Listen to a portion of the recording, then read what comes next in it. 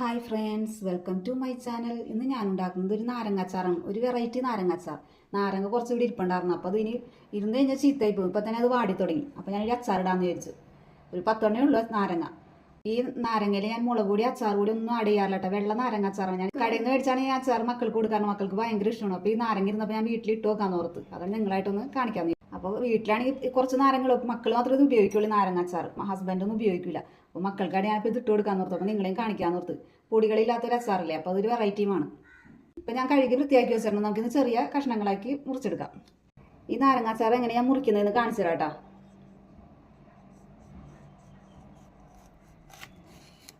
അധികം പഴുത്തിട്ടില്ല ഈ നാരങ്ങ അച്ചാർ. ഇതൊക്കെ പച്ചയാണ്, പക്ഷെ ഇത് ഇരുന്ന് ഇങ്ങനെ വാടിപ്പോകും. അതുകൊണ്ടാണ് അച്ചാറിടാൻ നേരിച്ചത്. പഴുത്താണ് ഏറ്റവും നല്ലത് കേട്ടോ. രണ്ടാക്കി കട്ട് ചെയ്തിട്ട് ആ പീസും ഞാൻ രണ്ടാക്കി മുറിച്ചെടുക്കുന്നുണ്ട് കേട്ടോ. ഇതേപോലെ മുറിച്ചെടുക്കുന്നുണ്ട്.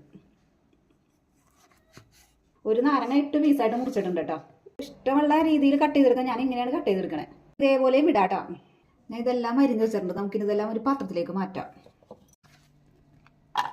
2 ടീസ്പൂൺ ഉപ്പിട്ട് കൊടുക്കുന്നുണ്ട്. നമുക്കിത് തിരുമ്മി ഒരു അരമണിക്കൂർ റെസ്റ്റ് ചെയ്യാൻ വെക്കാം.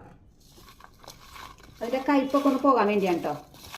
ഞാൻ ഇത്ര അധികം ഉപ്പിട്ടത് പച്ചേണ്ട പഴുത്ത നാരങ്ങയല്ല, അതുകൊണ്ടാണ് അധികം ഉപ്പിട്ടത്. എന്നാലും ഉപ്പ് ഞാൻ ചെറിയ ടീസ്പൂണിലാണ് ഞാൻ ഉപ്പിട്ടിരിക്കുന്നത്. 2 ടീസ്പൂൺ ഉപ്പിട്ടിട്ടുണ്ട്. നമുക്കിതൊന്ന് റെസ്റ്റ് ചെയ്യാൻ വെക്കാം. ഇത് റെസ്റ്റ് ചെയ്യാൻ വെക്കണ സമയം കൊണ്ട് നമുക്ക് വെളുത്തുള്ളിയും ഇഞ്ചിയും പച്ചമുളക് അരിഞ്ഞെടുക്കാം. അച്ചാറിനായിട്ട് 2 ചെറിയ പച്ചമുളക്, ഒരു ചെറിയ കഷ്ണം ഇഞ്ചി ചെറുതായിട്ട് അരിഞ്ഞത്, 10-12 അല്ലി വെളുത്തുള്ളിയും അരിഞ്ഞ് വെച്ചിട്ടുണ്ട്. ഒരു ചെറിയ കായത്തിൻ്റെ കഷ്ണം ഉണ്ട് കേട്ടോ. അച്ചാർ പൊടി വേറെ പൊടികളൊന്നും ഇല്ലാത്ത ഞാൻ ചെറിയൊരു കഷ്ണം ഇടുന്നുണ്ട്, കാരണം അച്ചാറിൻ്റെ ടേസ്റ്റ് കിട്ടാൻ വേണ്ടി. നമുക്കിനി പാൻ വെക്കാം. കായം നമുക്ക് വെളിച്ചെണ്ണയിലിട്ടൊന്ന് വറുത്തെടുക്കാം കേട്ടോ. കായം നല്ലോണം മൂത്ത് വന്നിട്ടുണ്ട്. നമുക്കിത് എടുത്തു മാറ്റാം കേട്ടോ. കടുക് ഇട്ട് കൊടുക്കാം. കടുക് പൊട്ടിയിട്ട് നമുക്ക് ഉലുവ ഇട്ട് കൊടുക്കാം. ഉലുവയും കടുകും പൊട്ടിയിട്ടുണ്ട്. നമുക്കിനി വെളുത്തുള്ളി ഇട്ട് കൊടുക്കാം. ഇഞ്ചിയും ഇട്ട് കൊടുക്കാം കേട്ടോ.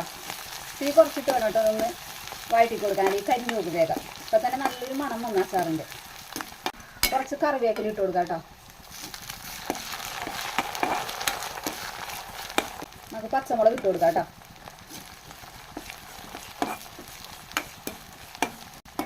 ഇഞ്ചിയുടെയും വെളുത്തുള്ളിയുടെ ഒക്കെ പച്ചമണം മാറുന്നത് വരെ ഒന്ന് വഴറ്റി കൊടുക്കാം. ഓവറായിട്ട് ഗോൾഡൻ കളർ ആവേണ്ട ആവശ്യമില്ല. ഒന്ന് മൂത്ത് വന്നാൽ മതി. ഒരു 2 പിഞ്ച് മഞ്ഞൾപ്പൊടി ഇട്ട് കൊടുക്കാം കേട്ടോ, മഞ്ഞൾ കളർ ഇട്ടാൻ വേണ്ടി. അരിഞ്ഞ് ഉപ്പും കൂടി തിരുമ്മി വെച്ചിരിക്കുന്ന നാരങ്ങ അരമണിക്കൂർ റെസ്റ്റ് ചെയ്യാൻ വെച്ച നാരങ്ങ ഇട്ട് കൊടുക്കാം നമുക്ക് ഇതിനകത്തേക്ക്. നമുക്ക് നല്ലോണം വഴറ്റി കൊടുക്കാം. ഉപ്പിടേണ്ട ആവശ്യമില്ല കേട്ടോ. ഉപ്പ് ഓൾറെഡി ആയിട്ട് തിരിച്ച് വെച്ചിരിക്കുന്നതല്ലേ. ഇനി മീഡിയം ഫ്ലെയിമിലേക്ക് ഇട്ട് കൊടുക്കാം കേട്ടോ തീ. എന്നിട്ട് ഇത്തിരി നേരം നമുക്ക് ഇതൊന്ന് നല്ല എല്ലാം കൂടി മിക്സ് ചെയ്തിട്ട് നമുക്കിത് മൂടി വെച്ച് നോക്കാം. നമുക്ക് ഇത്തിരി നേരം അടച്ചു വെച്ച് വേവിക്കാം. ഇത് വേവാൻ വെച്ചിരുന്നിട്ട് ആ തൊലിയൊക്കെ ഒന്ന് വാടിക്കിട്ടാൻ വേണ്ടി നമുക്കൊന്ന് തുറന്നു നോക്കാം.